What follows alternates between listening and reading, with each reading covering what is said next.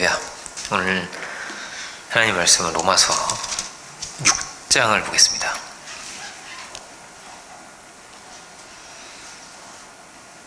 네, 로마서 6장 1절로 9절까지. 로마서 6장 1절로 9절까지를 찾으신 줄 알고 신약 246페이지에 있습니다. 제 성경에 246페이지 로마서 6장 1절로 9절을 찾으신 줄 알고 제가 봉독하겠습니다. 그런즉 우리가 무슨 말하리요? 은혜를 더하게 하려고 죄에 거하겠느냐? 그럴 수 없느니라. 죄에 대하여 죽은 우리가 어찌 그 가운데 더 살리요? 무릇 그리스도 예수 합하여 세례를 받은 우리는 그의 죽으심과 합하여 세례 받은 줄을 알지 못하느냐? 그러므로 우리가 그의 죽으심과 합하여 세례를 받음으로 그와 함께 장사되었나니 이는 아버지의 영광으로 말미암아 그리스도를 죽은 자 가운데서 살리심과 같이 우리로 또한 새 생명 가운데서 행하게 하려 함이니라. 만약 우리가 그의 죽으심을 본받아 연합한 자 되었으면 또한 그 부활을 본받아 연합한 자가 되리라. 우리가 알거니와 우리 옛사람이 예수와 함께 십자가에 못 박힌 것은 죄의 몸이 멸하여 다시는 우리가 죄에게 종노릇하지 아니하려 함이니 이는 죽은 자가 죄에서 벗어나 의롭다 하심을 얻었음이니라. 만약 우리가 그리스도와 함께 죽었으면 또한 그와 함께 살 줄을 믿노니 이는 그리스도께서 죽은 자 가운데서 사셨음에 다시 죽지 아니하시고 사망이 다시 그를 주장하지 못할 줄을 알미로다. 아멘. 골로새서도 한 절 보겠습니다. 골로새서 2장. 골로새서는 제가 가지고 있는 성경에 325페이지, 6페이지 정도에 있습니다. 골로새서 2장 12절입니다.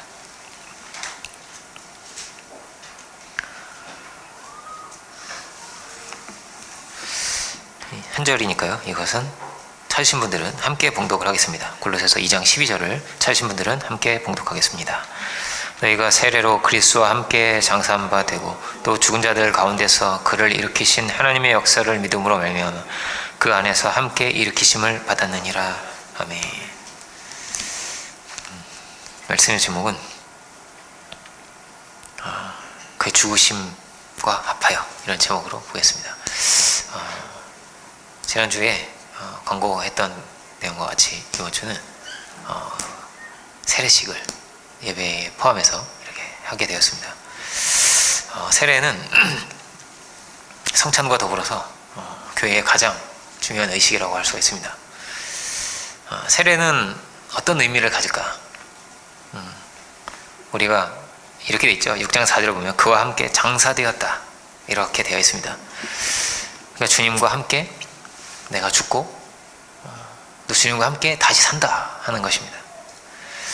이제까지 내가 살던, 내 욕심을 쫓던, 내 지혜를 쫓던, 내 정욕을 쫓던 이런 삶이 아니라 그 모든 방식을 버리고 그런 나는 이 자리에서 죽고, 이런 말이죠. 죽고 이제는 주를 의지해서 산다 하는 것이죠.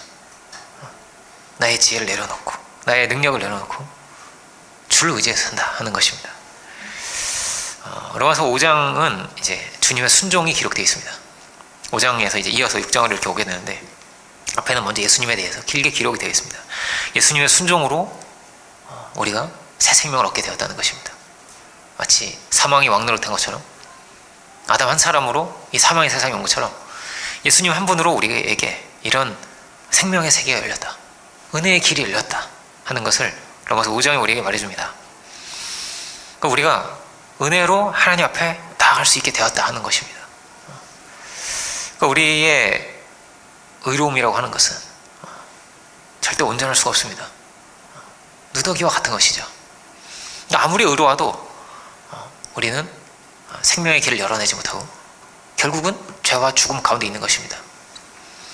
그러니까 사람이 절대 스스로 바뀌지 못합니다. 절대 스스로 바뀌지 못합니다. 가만히 두면은 좋은 곳으로 갈 것 같지만 좋은 곳으로 절대 가지 않습니다. 아이들은 정말 너무나 사랑스럽고 너무나 순수하게 태어나잖아요. 아이들이 어떻게 이렇게 예쁠 수가 있을까? 앞에서 봐도 예쁘고 뒤에서 봐도 예쁘고 다 예쁘잖아요. 그죠? 어찌 이렇게 예쁜지. 그런데 자라납니다. 자라납니다. 그런데 그 속에 죄성도 같이 자라납니다. 그 죄성 중에 가장 근본을 우리는 교만이라고 하는 거죠. 그러니까 왜 우리가 죽고 다시 살아야 되냐? 근본적인 죄성이 있는데 이 죄성을 우리가 어떻게 해결할 수 있는 방법이 없기 때문입니다. 다 어떻게 되냐? 다 자기 의가 되고 다 자기의 교만이 되고 자기의 자랑이 되는 것입니다. 물론 자랑도 있어야죠. 나의 자랑이. 그렇지만 먼저 우리가 가져야 될 것은 무엇인가? 그것은 이 전부가, 이 모든 것이 하나님의 은혜라는 것입니다. 하나님으로부터 말미암았다는 것입니다. 이것을 우리가 인정하고 살아야 되는 것입니다. 그래서 하나님 앞에서는요, 누구도 교만할 수가 없습니다. 누구도 하나님 앞에서 고개를 들 수가 없는 것입니다. 우리는 마땅히 감사해야겠습니다. 마땅히 하나님을 영화롭게 할 수 있어야겠습니다. 마땅히 그 말씀을 따라서 우리가 살아가야 할 것입니다. 성경을 보면은 니고데모라고 하는 사람이 예수님 앞에 나타납니다. 니고데모는 엄청난 사람입니다. 니고데모쯤 되는 사람은 정말 어떤 사람이냐면 한 10,000명에 1명 있을까 말까, 한 10만 명에 1명이라고도 볼 수 있을지 모르겠습니다. 사내들인이었으니까요. 그 중에서도 아주 모범이 되는, 그 중에서도 아주 정직한, 그래서 예수님의 말씀 듣기 원했던 그런 사람이었습니다. 그러니까 정말 없는 사람인 거예요. 아주 훌륭한 지도자였습니다. 그렇지만 그에게도 주님이 말씀하셨습니다. 거듭나야 된다고. 거듭나야 된다는 거예요. 얼마나 율법을 열심히 지키고 살겠어요. 그 사람의 점수를 보자면 한 99점 까지는 안 되더라도 97, 8점 되지 않겠어요? 욥은 한 99점 된다고 해볼까요? 우리랑은 다른 거죠. 굉장히 그렇게 거룩하게, 그렇게 의롭게 살려고 했던 사람이었습니다. 그러나 주님이 말씀하신다는 겁니다. 거듭나야 하리라고. 왜 그렇습니까? 결국은 한계를 벗어날 수 없기 때문입니다. 죄와 죽음의 한계를 벗어날 수가 없는 것입니다. 우리가 다 아는 거예요. 말씀 앞에서 알고, 율법 앞에서 알고, 양심 앞에서 아는 것입니다. 내가 절대 온전하지 않다는 것을, 내가 죄인이라고 하는 것을, 이것을 우리가 아는 것입니다. 죄와 사망 아래 있다는 것을 아는 것입니다. 그러니까 하나님께서 사람에게만 두신 것이 율법입니다. 짐승은 금령 없습니다. 그냥 자기 마음대로 사는 거예요. 그래서 사람에게는 율법을 주셨고, 사람에게는 금령을 주셨고, 사람에게는 뭐냐면 영광도 주셨습니다. 영화롭게 하셨습니다. 하나님께서. 그런데 그 길을 따라서 온전히 가지 못합니다. 누구도, 니고데모도 못 갑니다. 온전할 수가 없는 것입니다. 우리가 연약하기 때문이죠. 그래서 꼭 참소를 당합니다. 사단에 참소를 당하고 유혹을 받고 시험을 받게 되는 것입니다. 아무리 수준 높은 사람이라도. 어느새 교만해지고, 어느새 자기 의에 빠지고, 어느새 정죄하게 되는 것입니다. 그래서 우리의 끝이 죽음입니다. 죽음입니다. 주님은 이 죽음의 세계에 오신 것입니다. 그래서 우리를 살리신 것이죠. 죽을 수밖에 없는 우리를 위해서 자신의 생명을 내어주신 것이죠. 그래서 우리를 살리신 것입니다. 그 주님을 우리가 믿음으로 영접하는 것, 그 사랑을 우리가 믿음으로 받아들이는 것, 그 안에, 그 신앙의 고백 안에 우리의 거듭남이 있는 것입니다. 우리는 우리의 의로 하나님 앞에 설 수 없다는 것을 인정하고, 오직 은혜로만 내가 살 수 있다는 것을 또한 인정하는 것입니다. 이 모임은 그런 모임인 것입니다. 우리의 모임, 믿는 자의 모임이라고 하는 것은 은혜로 내가 살았다고 하는 것을 우리가 인정하는 사람들인 것이 겸손한 것입니다. 그러니까 우리는 다 죽음 가운데 있었고, 나의 의라고 하는 것은 하나님 앞에서는 아무것도 아님을 우리는 알고 있는 것입니다. 이것을 겸손하게 인정하는 것입니다. 이것이 믿는 자의 모습이고 또한 지체의 모습입니다. 그러니까 자기 의를 막 드러내는 것보다 추한 게 없죠. 이게 늘 어떠냐면, 처음 우리가 구원받을 때 이 자리를 우리가 기억을 해야 됩니다.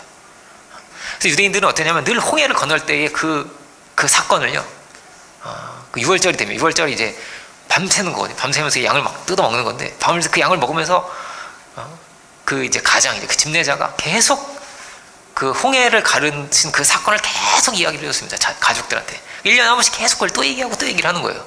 우리가 구원받을 때 이랬다. 우리의 노예로 있었는데 우리는 이렇게 죽을 수밖에 없는데, 이렇게 우상 밑에 다 있었는데 주님이 우리를 불러주셨다. 그 능력으로 우리에게 길을 이렇게 없는 길도 열어서 우리를 이렇게 구원하셨다는 얘기를 해주는 거예요. 또 해주고 또 해줍니다. 우리도 그렇습니다. 사도 바울도 사도행전을 보면 계속 자기 간증을 해요. 이런 포행자였고, 이런 핍박자, 이런 죄인인 나를 하나님께서 부르셨다고. 우리가 나를 부르신 그 은혜, 내가 구원받았던 그 자리를 우리가 늘 기억해야겠습니다. 겸손하게 주님 앞에 서고 겸손하게 주의 은혜를 받아들이는 그 자리를 우리가 기억해야겠습니다. 우리가 점점 영어로워질 것입니다. 점점 지혜로워질 것입니다. 점점 성장케 하실 것입니다. 그래도 기억해야 됩니다. 이 모든 것이 주의 은혜의 힘을, 주님이 구원하셔서 내가 이 자리에 있을 수 있었음을, 이것을 우리가 늘 기억해야 되는 것입니다. 세례는 죽음을 의미합니다. 이전에 나의 의는 다 죽고 없다. 이전에 모든 나의 어떤 지혜라고 할지라도, 어떤 선이라 할지라도 결국 온전할 수 없고 죽음 가운데 있음을 우리가 인정하는 것입니다. 일체의 모든 것이 주님 앞에서 부정되는 거죠. 우리의 의는 없는 것입니다. 세례의 형식은, 세례라는 말 속에는 이런 죽음이 의미가 있습니다. 죽음의 의미를 가지고 있습니다. 본래의 세례, 성경에서 나오는 본래의 세례 형식은 뭐냐면 물속에 완전히 들어갔다 나오는 것이었습니다. 그래서 들어가고, 물속에 들어간다는 뭐냐면 죽는다는 의미입니다.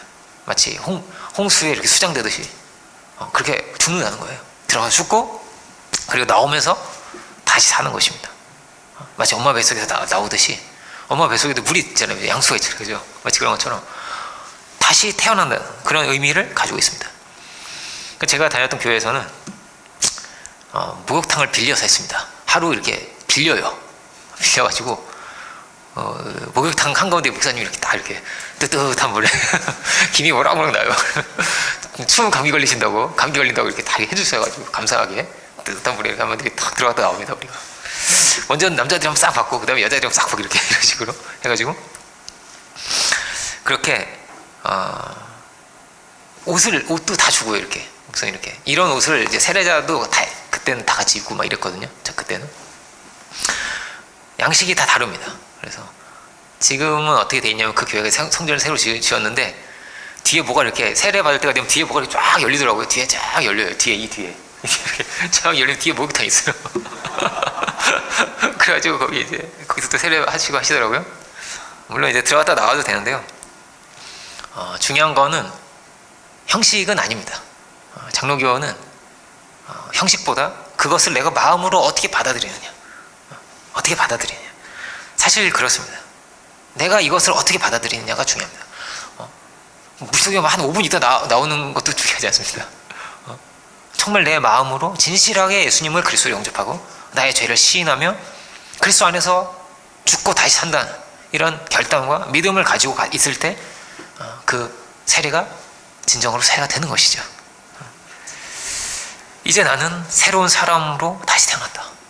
이전에 내가 아니라 주의 은혜로 내가 다시 산다는 것입니다. 사도 바울은 이런 말도 합니다. 나는 날마다 죽노라, 이런 말도 했습니다. 이 부활의 장에서 그렇게 되어 있습니다. 날마다 죽는다는 것입니다. 날마다 십자가를 바라보고 날마다 주의 은혜를 묵상하고 날마다 부인을 내가 있는 것입니다. 교만한 내가 있는 것입니다. 이것을 또 깨뜨리고 날마다 죽노라, 그렇게 날마다 죽고 다시 사는 것입니다. 이 세례는 이런 나임을, 이렇게 주의 은혜로만 다시 살 수 있는 나임을 내가 믿음으로 인정하고 받아들이는 중요한 자리입니다. 나는 죽을 수밖에 없고 주의 희생으로 내가 다시 살았다 하는 것이죠. 다시 산 인생이라고 하는 것은 질적으로 다른 인생입니다. 예수님의 제자들과 예수님이 있었습니다. 근데 예수님은 절대 죽으시면 안 되는 분이신데 그 예수님께서 죽으신 것입니다. 그것도 젊은 나이에 죽으셨습니다. 그리고 남은 제자들은요, 요한은 한 90살까지 살았어요. 막 90 몇 살까지 살았단 말이에요. 주님은 이렇게 가셨는데 나는 이렇게 오래 사는 거예요. 다시 산 삶으로. 그러니까 나에게 주어진 이 시간이라고 하는 것은 주님이 주신 시간입니다. 주님은 가셨고 주께서 나에게 주신 귀한 사명과 귀한 뜻을 이루면서 그렇게 살아가야 하는 소중한 시간, 너무나 귀한 시간인 것입니다. 새 생명으로 우리가 구원받은 자로 또한 살아갈 수 있어야 할 것입니다. 세례시의 가장 중요한 물음은 예수님을 구주로 영접한다는 것입니다. 예수님을 나의 구주로 영접합니다. 이거 세례 교육을 하면서 다 이런 거를 문답을 주고 받는 것입니다. 이걸 확실하게 대답을 이렇게 들어요. 듣고 이렇게 이 자리에 오는 거거든요. 구주로 영접한다 하는 것은 주께서 나의 주인이 되신다, 이런 의미를 가지고 있습니다. 주님이 나의 주인이 되신다. 결국은 우리가 무엇인가에 우리 자신을 쓰게 됩니다. 우리의 시간이든 우리의 물질이든 어딘가에 우리를 쏟게 되어 있습니다. 열정을 쏟고 마음을 쏟고 시간을 쏟게 되어 있습니다. 그 중심이 무엇인가, 무엇으로 우리가 결정을 하게 되고 무엇을 따라서 우리가 가게 되는가.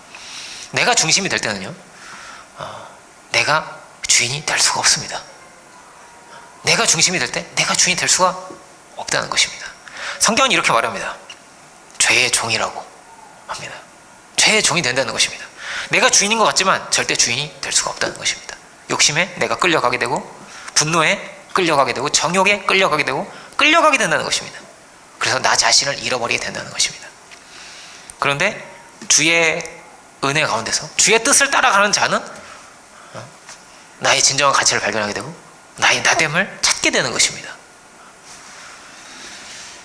어떤 사람은 맨날 주식 현황판만 쳐다보는 사람도 있습니다.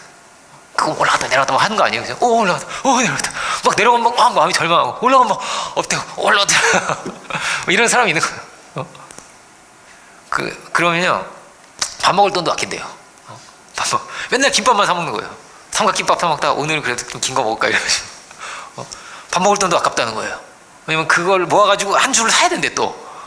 사야 된다는 거예요. 야, 누가 주인인가? 돈이 주인인가? 그가 주인인가? 그죠? 우리는 주의 종이 되기를 원하는 것입니다.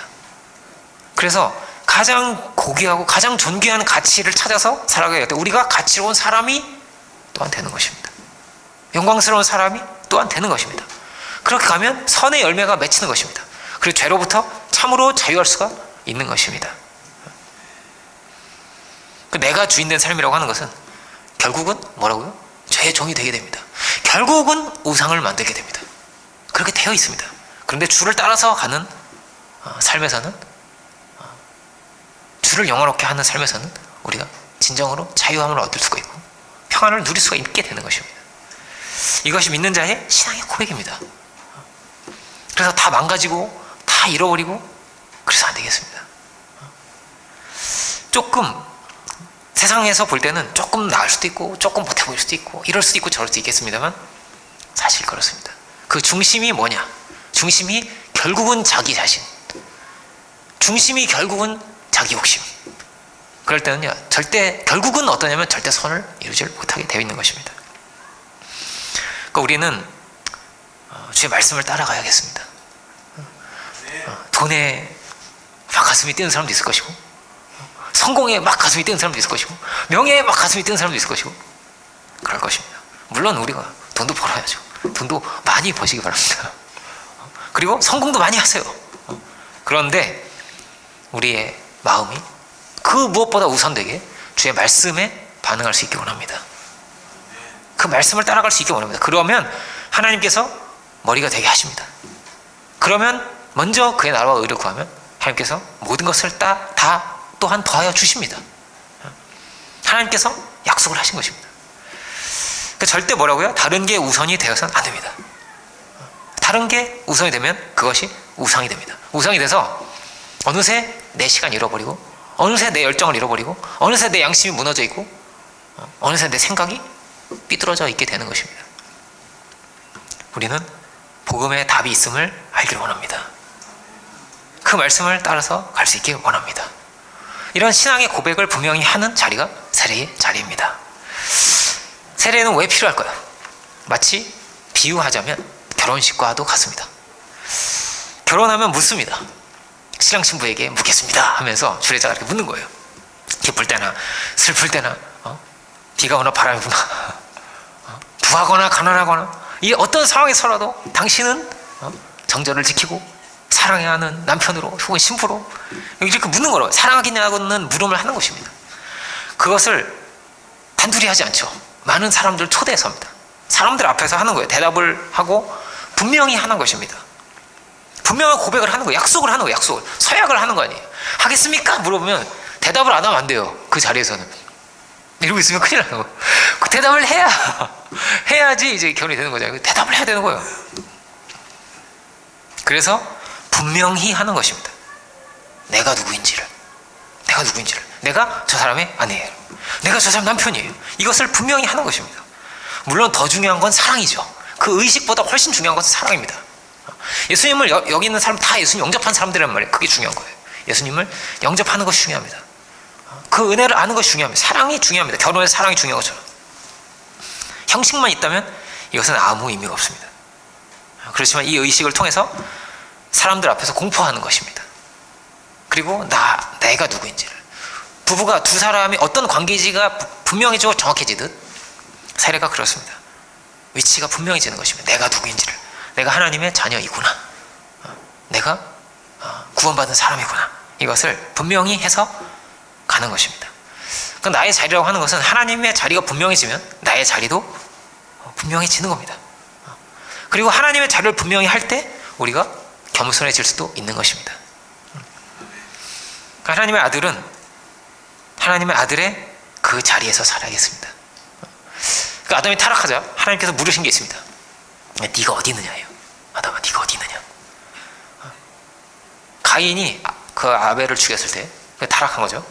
아벨을 죽였을 때 가인에게 물으신 게 있습니다. 네 아우 아벨이 어디 있느냐.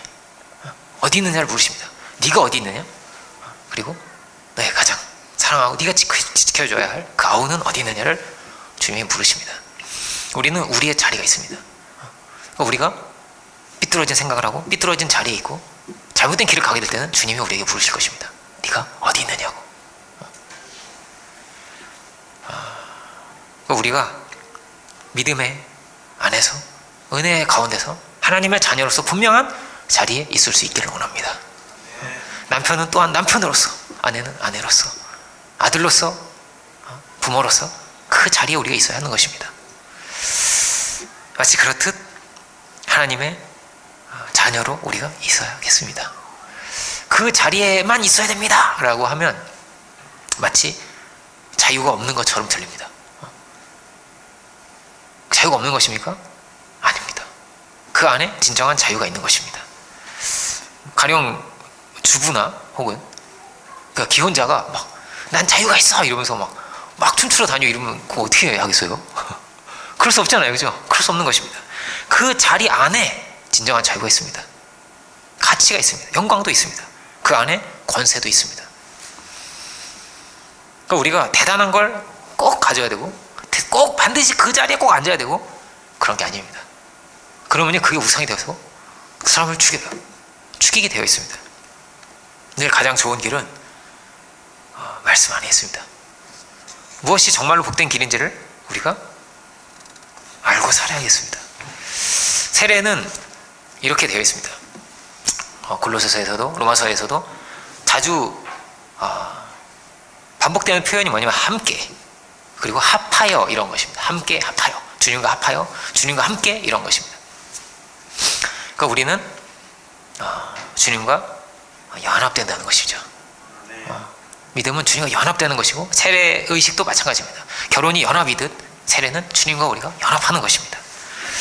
주님과 연합해서 주님과 함께 길을 갈 수 있는 이것이 믿는 자의 가장 큰 특권과 가장 큰 은혜라 할 수 있겠습니다. 왜냐하면 주님께서 우리를 계속 우리와 함께 하시면서 우리를 계속 끊임없이 우리에게 은혜를 주시고 힘을 주시고 용기를 주시고 우리를 또한 새롭게 하시는 주님이시기 때문입니다. 계속 우리를 새롭게 하십니다. 다 어떠냐면요 신앙이 없잖아요. 신앙이 없으면요 결국 어떻게 되냐면요 죄가 누적돼요. 누적돼서 결국에는 죽을 길로 가게 돼요. 죽어요. 그 강을 건너가게 된단 말이에요. 죽을 길로 가서 다 이런 속담 있잖아요. 바늘도둑이 소도둑이 된다고.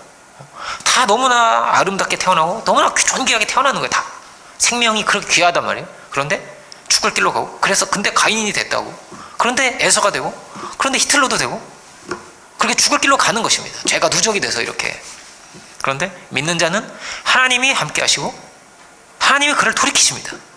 회개할 길을 주십니다. 그리고 다시 일으켜 세우시고 다시 결단을 주십니다. 하나님께서 함께 하시기 때문에.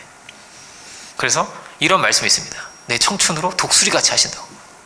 독수리의 날개친 같은 새 힘을 다시 주시고, 그래서 의인이 잠언서에 이런 말씀이 있습니다. 7번 넘어져도 다시 일어난다는 거예요. 넘어져도 다시 일어나고 넘어져도 다시 일어난다는 것입니다. 주님 안에 있기 때문에, 주님이 함께 하시기 때문에. 어떤 그 커피빈의 창업자가 자살했다는 얘기를 제가 한 적이 있죠.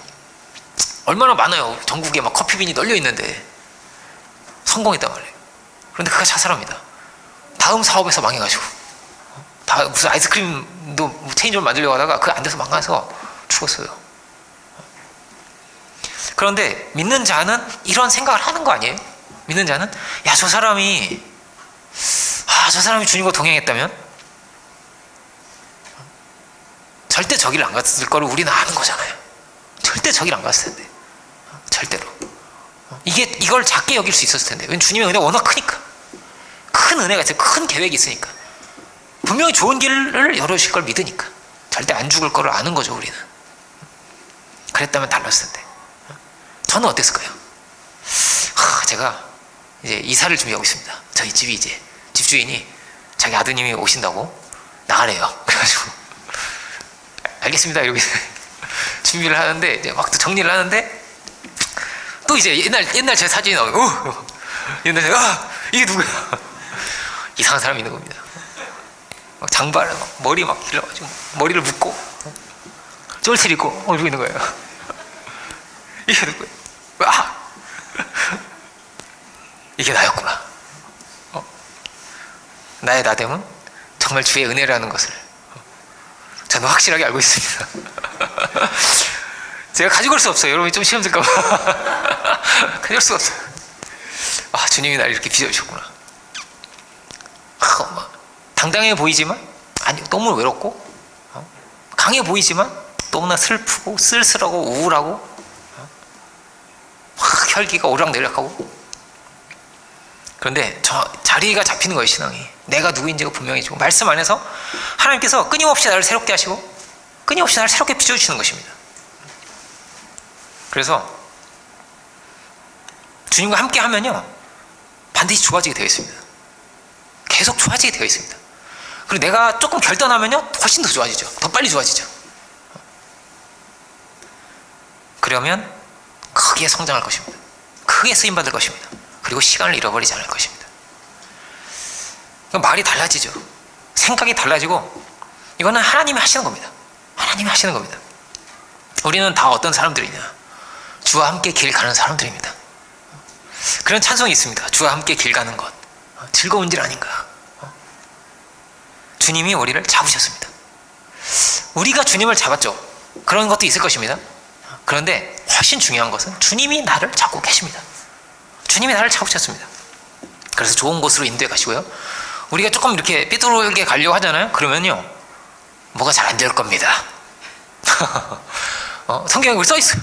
뭐라고 써있냐면, 내가 징계도 한다고, 사람의 매로, 인생 막대기로 뭐 이렇게 표현되어 있는데, 내가 너를 징계도 할 것이다. 그렇지만 그 전부가 뭐냐면 하나님의 선하신 인도하심입니다. 하나님의 선하신 사랑의 손길입니다. 그래서 이 모든 것이 전부가 뭐가 되냐면 주의 은혜가 됩니다. 우리가 이것을 알고 주의 뜻대로 살아갈 수 있기 원합니다. 그러자면 늘 겸손해야 됩니다. 늘 겸손해야 됩니다. 주님을 배척한 사람들은 왜 배척했냐면, 로마서 10장을 보면 이런 말씀이 있습니다. 하나님의 의를 모르고 자기 의를 세우려고 힘써 하나님의 의에 복종하지 아니하였다. 이렇게 되어 있습니다. 자기 의를 세우려고 하면 하나님의 의에 절대 복종할 수가 없습니다. 불가능하다는 것입니다. 우리는 겸손해야겠습니다. 하나님의 베푸신 의로, 그 은혜로만 우리가 하나님 앞에 설 수 있음을 늘 기억하고 살아야겠습니다. 내가 그래도 뭘 하나님께 드려서, 내가 기도를 얼마큼 해서, 내가 그래도 이걸 해서, 그래서 내가 하나님 앞에 설 수 있는 것이 절대 아니죠. 절대 아닙니다. 뭐라고? 니고데모도 안 된다니까요. 니고데모도 안 됩니다. 주님이 나를 구원하신 것입니다. 주님이 나를 위해서 죽임을 당하신 것입니다. 이거보다 더 이 역사에서 더 크고 위대한 사건이 없습니다. 그러니까 이 세상은 주님이 오신 세상이고, 주님이 죽으신 세상이고, 주님이 건지신 세상인 것입니다. 이것이 가장 중요한 역사의 사실입니다. 우리는 죄에 대해서 죽은 자들이다, 주님과 함께 연합해서 죽은 자들이다 하는 것입니다. 이 십자가를 바라본다는 것은 십자가와 내가 동일시 되는 것입니다. 내가 저렇게 죽을 사람입니다. 결국은 내가 죽을 운명입니다. 우리는 죽음을 피할 수가 없는 것입니다. 우리 모두가 결국은 죽을 나인데, 그 주님을 바라보면서 그 자리에서 내가 죽는 것입니다. 죽을 나임을 인정하고 그 나를 내려놓고 그 자리에서 주님과 함께 죽는 것입니다.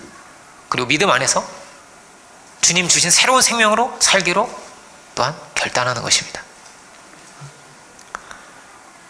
늘 십자가를 바라보면은 우리의 교만이 깨어지게 되는 겁니다. 주의 은혜로만 내가 산다는 것을, 물을 이렇게 끼얹어요. 이렇게. 그것은 의식입니다. 늘 중요한 것은 성령의 은혜 가운데서 주의 희생이 어떤 것인지, 또 내가 누구인지를 분명히 하는 것입니다. 주님이 우리의 주님이십니다. 할렐루야. 주님이 우리를 위해서 죽으셨습니다.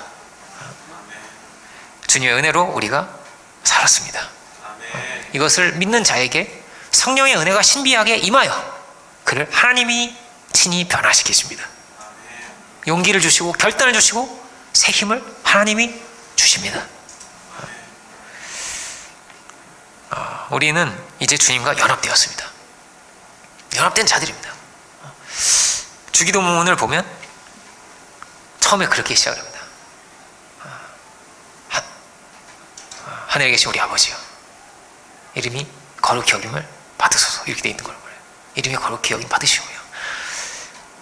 아들이 아버지께 드리는 기도입니다. 아버지와 아들은 하나 되어 있습니다. 연합되어 있습니다. 연결되어 있습니다. 이름과 영광과 명예와 이 모든 것이 다 하나 되어 있습니다. 그래서 우리가 잘 살아야 하나님의 영광을 받으시는 거예요. 우리가 못 살아서 안 되겠습니다. 그렇게 우리는 주님과 연합되고 하나님과 연합되는 것입니다. 우리가 오직 믿음으로 주님과 연합되고 그렇게 은혜와 능력 가운데서 새로운 복음의 길을 열어가고 새 생명의 지경을 넓혀갈 수 있는 우리 모두가 되기를 원합니다. 기도하겠습니다. 은혜로우신 주님, 우리를 위해서 생명을 주신 주님, 우리가 당신을 바라보며 주님과 연합하여 죽고 주님과 연합하여 다시 사는 그런 저희들이 되길 원합니다. 우리의 의는 누더기 왔다 하였는데 주여, 우리가 모든 것, 일체의 모든 것을 부정하고 내려놓고 오직 당신의 은혜만을 의지하여 살아갈 수 있는 그런 저희들 모두가 주여 다 되게 하여 주옵소서.